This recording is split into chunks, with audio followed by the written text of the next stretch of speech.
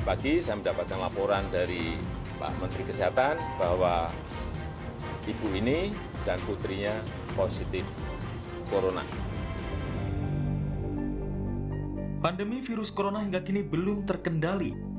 Jumlah kasus positif hingga kematian masih terbilang cukup tinggi dan bahkan dalam 3 hari terakhir, angka konfirmasi kasus positif COVID-19 naik hingga 5.000 lebih dalam sehari. Kapolda Metro Jaya Irjen Fadil Imran menyebut kondisi Jakarta sedang tidak baik-baik saja. Ucapan ini boleh dibilang benar adanya. Tengok saja penambahan pasien COVID-19 di Jakarta hari Minggu kemarin kembali mencatat rekor. Penyebaran kasus COVID-19 terus bertambah setelah masa libur Lebaran. Provinsi Jawa Barat menjadi wilayah yang paling banyak menyumbang kasus harian COVID-19 beberapa hari terakhir. Jumlah kasus dan pasien yang meninggal dunia akibat terinfeksi corona terus bertambah. Tak hanya virus, penyakit ini yang harus diwaspadai bersama. Masyarakat juga harus mewaspadai virus hoax terkait penyebaran virus corona di media sosial. Menteri Komunikasi dan Informatika Johnny G. Plate menyebut penyebaran berita bohong atau hoax terkait corona semakin meningkat.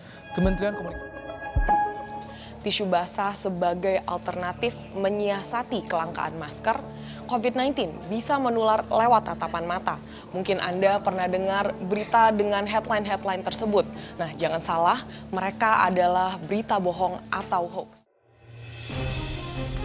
Di era digital saat ini, segala macam informasi bergerak secara dinamis dan tidak dapat dikontrol.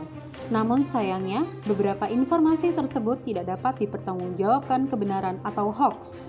Apabila informasi hoax tersebut diterima secara mentah, tanpa mencari tahu kebenarannya terlebih dahulu, maka akan memunculkan pemikiran, pendapat, dan argumen yang negatif dalam masyarakat, yang akan berpotensi menciptakan perselisihan dan kebencian, sehingga dapat memecah belah negara kesatuan Republik Indonesia.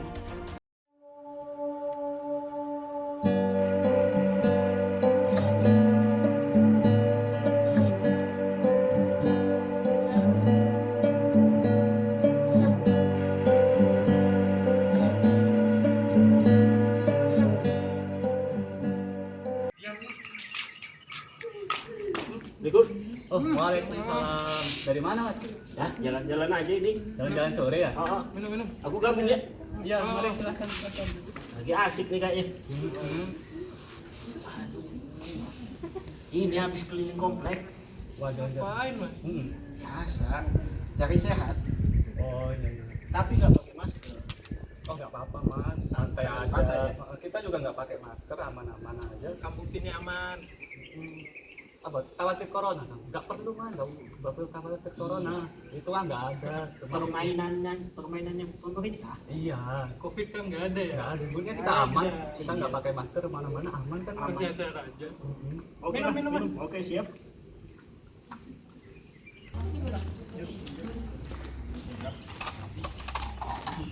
Assalamualaikum. Waalaikumsalam warahmatullahi wabarakatuh. Lagi ngapain nih?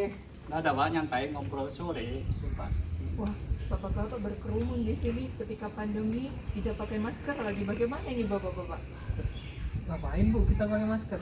Kita sehat aja kan? Iya, sehat. Bukan begitu Bapak. Sekarang ini kan masa pandemi. Alangkah baiknya jika kita menaati protokol kesehatan, tetap memakai masker dan juga dilarang berkerumun seperti sekarang saat ini.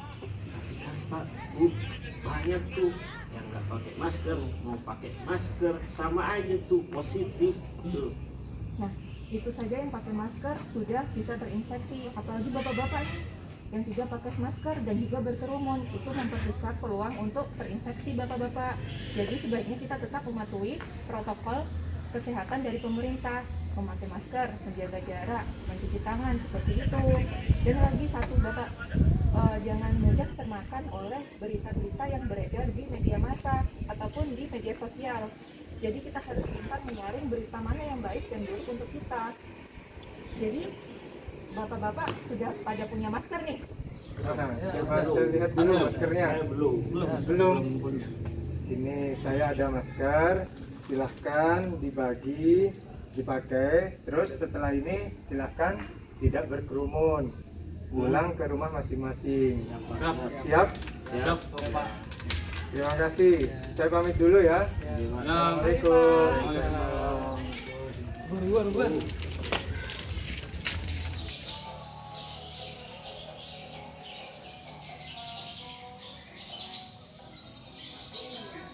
Bu, tahu nggak sih? Lingkungan kita ini sudah terinfeksi COVID. Tetangga kita, iya. 5, Bu. 5 orang. Iya, Bu. Menakutkan ya. Gimana ini, Bu? Pujian. Iya, siapa Bu? Aduh, Bu. Ini jangan begini.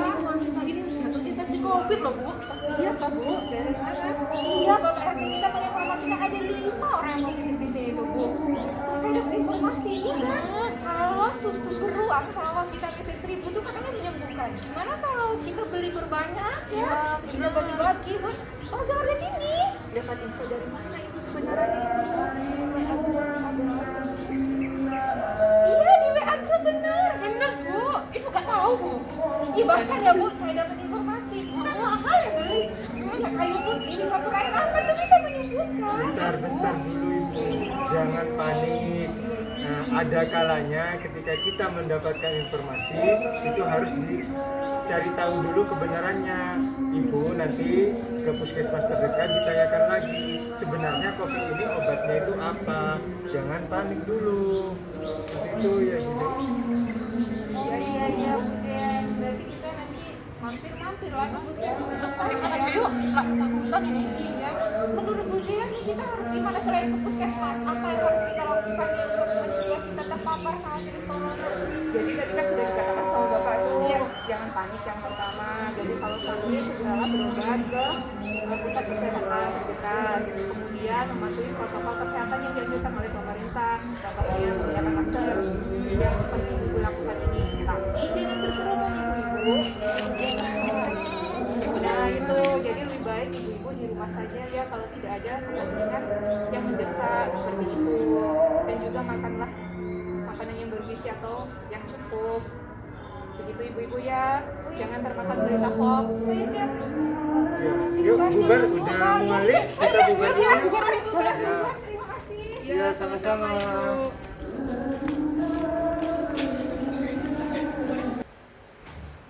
Assalamualaikum.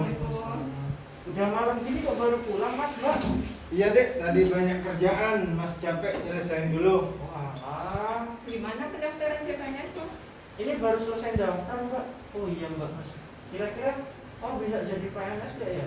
Nah gini, kamu dan semua orang bisa jadi ASN. Tapi ingat, jadi ASN yang baik di lingkungan kerja maupun lingkungan masyarakat. Dan semisal kamu nanti menjadi ASN, ketika menerima berita yang belum tentu kebenarannya, kamu harus bisa memilih dan memilah mana berita yang benar, mana yang berita yang salah. Terus kamu juga harus bisa memberikan informasi kepada masyarakat, berita yang benar kepada mereka. Itu saja sih pesan dari kami.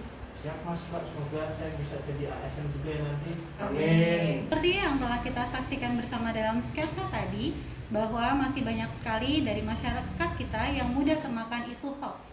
Bahkan mereka juga ikut menyebarkan informasi palsu tersebut. Dalam sketsa itu pula, berita hoax yang diterima masyarakat menyebabkan mereka tidak menjalankan protokol kesehatan dengan benar, seperti berkumpul, tidak mau menggunakan masker, dan juga mempercayai hal-hal yang kebenarannya belum dapat dipastikan. Hal ini akan menyebabkan penyebaran COVID juga akan semakin meningkat. Dan jika ini terus berlangsung, maka akan mengancam kestabilan sektor kesehatan dan juga ekonomi negara Kesatuan Republik Indonesia. Fungsi ASN sebagai pelaksana kebijakan, pelayanan masyarakat, perekat kesatuan dan persatuan bangsa harus mampu untuk memberikan contoh dan juga memberikan informasi yang benar kepada masyarakat. Sebagai seorang ASN pula, kita juga harus mampu menghadapi isu-isu kontemporer dengan baik dan juga bijak. Salah satu isu kontemporer tersebut adalah tentang berita bohong atau hoax. ASN juga harus dapat membuktikan kebenaran setiap informasi yang beredar agar masyarakat kita tidak mudah termakan oleh isu-isu yang belum tentu kebenarannya. Hal ini untuk mendukung anjuran pemerintah dalam masa pandemi yang bertujuan untuk menyelamatkan mengamankan dan juga mensejahterakan rakyatnya sebagai bentuk implementasi bela negara. Ayo, orang bijak tidak percaya hoax. Mari kita saing sebelum sharing.